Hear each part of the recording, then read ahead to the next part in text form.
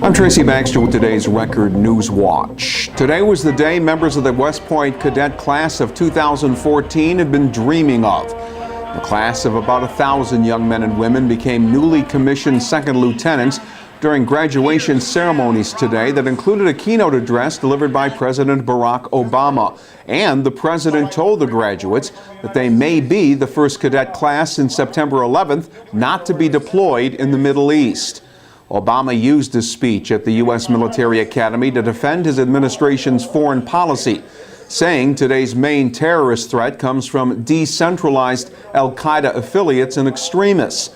Obama also told the West Point grads that the U.S. must work with countries where terror networks seek to establish a foothold, and that working with allies will expand America's reach without the use of U.S. forces. Outside the academy, about 24 anti-drone protesters gathered. They called drone attacks illegal, and they claim blowback from military action involving drones would fall into the hands of those graduating today from West Point. Sullivan County Sheriff's deputies have charged a woman with felony child neglect after they say she failed to get treatment for her 7-year-old son who had broken his wrist. 33-year-old Darlene Mead of La Vista Drive in Fallsburg was arrested after the father of the boy suspected he'd been injured.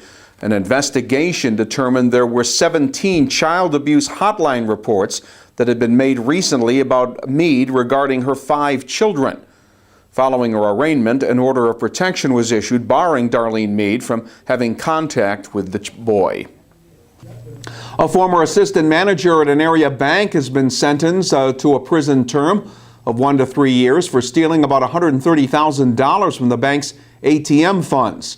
57-year-old Deborah Marcarelli had pleaded guilty to felony grand larceny for stealing the money from the J.P. Morgan Chase Bank branch in Tuxedo. Her job included auditing and maintaining the ATM. She admitted to stealing the money in increments of about $2,000 between 2011 and 2013.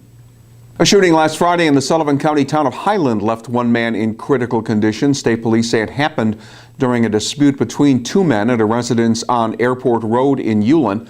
Responding officers found 2 men with wounds from a shotgun blast. One was rushed to a regional trauma center with a chest wound. The other unidentified man was shot in the lower leg. The investigation is continuing. Their goal: to build 2 houses in just 5 days. Those affiliated with Habitat for Humanity of Greater Newburgh have done it before, and they're prepared to do it again. Officials gathered today to announce the schedule for their latest Home Builders Blitz. During the week of June 9th, Habitat volunteers, in partnership with the Hudson Valley Builders and Remodelers Association and with help from local contractors and suppliers, will build 2 homes at 26 and 28 East Parmenter Street.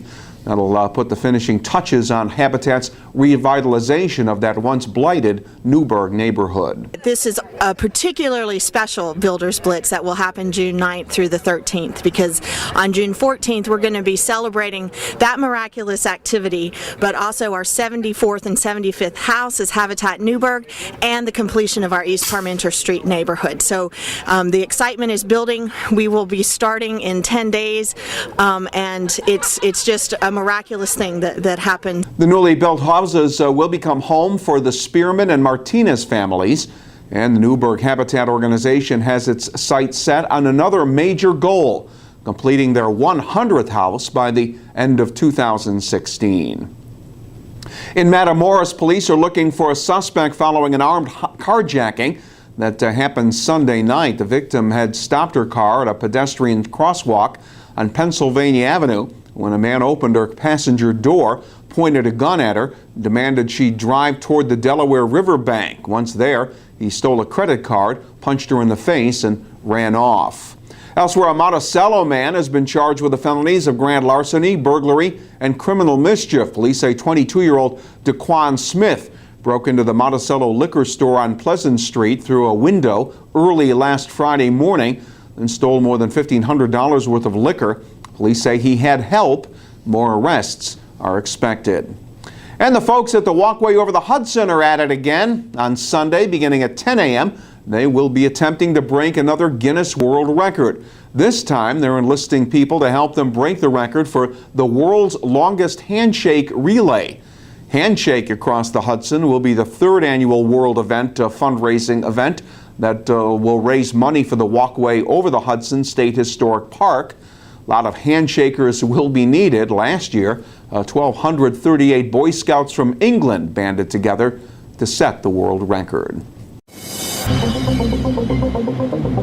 Some better weather is in the forecast for tomorrow. Thursday will be partly sunny with the highs in the upper 60s. Not as nice Friday. It'll be mostly cloudy with a chance of showers. Temperatures Friday are expected to reach the middle 70s.